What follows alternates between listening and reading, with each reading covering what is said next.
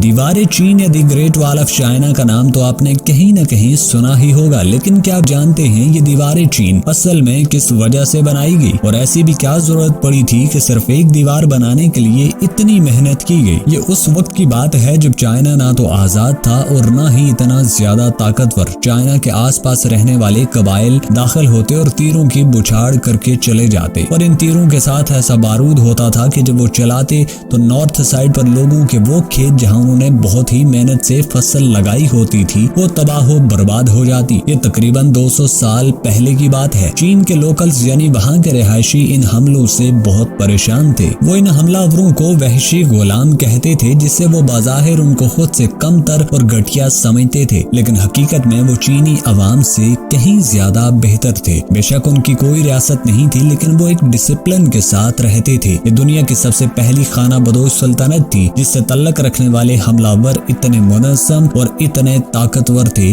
कि उनके खौफ से ही चीन के हुक्मरानों ने आखिरकार दीवार चीन बनाने का अज़्म कर लिया, जिसे आज the great wall of China कहा जाता है। इस कहानी की सबसे इंटरेस्टिंग बात यह है कि इन वैशी गुलामों के डिसिप्लिन के पीछे इनकी औरतों का हाथ था।